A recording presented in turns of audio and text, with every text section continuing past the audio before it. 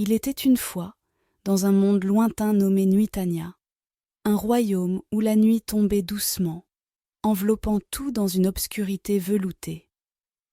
Les enfants de Nuitania, tout comme toi, avez-vous parfois peur du noir?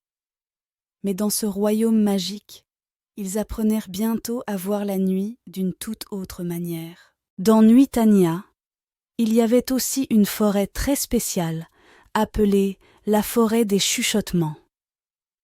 C'était un endroit magique où les grands arbres racontaient des histoires secrètes quand le vent soufflait doucement la nuit.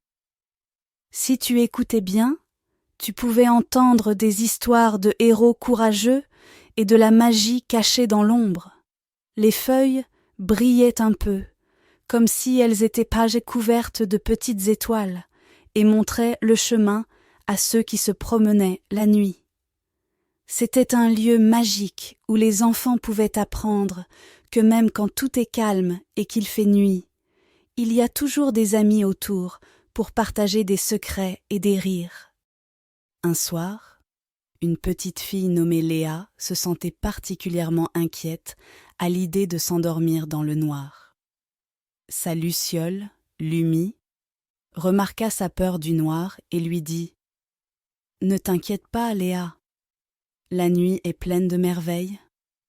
Laisse-moi te montrer. » Lumi emmena Léa dans une aventure à travers la nuit de Nuitania. Elles commencèrent par visiter la vallée des Lucioles, où des milliers de petites lumières dansaient dans l'air, créant une symphonie de lumière qui réchauffait le cœur de Léa. Après leur merveilleuse visite à la vallée des Lucioles, Lumi avait une autre surprise pour Léa. Elles s'aventurèrent vers la colline des rêves, un endroit magique où les fleurs brillaient sous la lune et où chaque pétale racontait un rêve différent. Léa était émerveillée. Elle pouvait presque entendre les rêves murmurer de douces aventures. Lumi lui expliqua que chaque fleur gardait les rêves des enfants de Nuitania, les rendant plus lumineux et plus colorés. Léa ferma les yeux et fit un vœu, espérant voir un jour son propre rêve fleurir sur cette colline magique. Puis, elles se dirigèrent vers le lac des étoiles, où la surface de l'eau reflétait le ciel nocturne, montrant à Léa que même dans l'obscurité, il y avait de la lumière et de la beauté à trouver. Lumi prit la main de Léa et l'entraîna doucement vers un endroit mystérieux, la caverne des champs cristallins.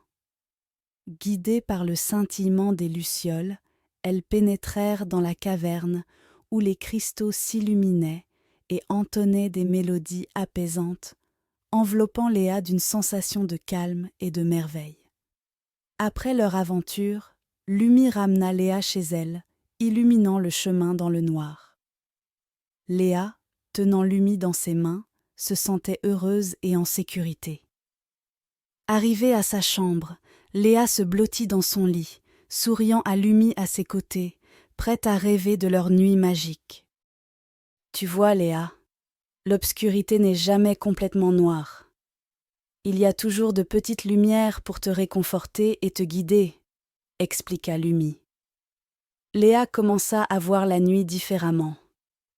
Elle apprit que chaque ombre était simplement un endroit où une petite lumière attendait d'être découverte. Après leur aventure, Léa retourna dans son lit, son cœur rempli de la chaleur des lumières qu'elle avait vues. Elle comprit que son amie Lumi serait toujours là pour l'éclairer dans l'obscurité et que la nuit était un monde plein de beauté et de mystère, pas quelque chose à craindre.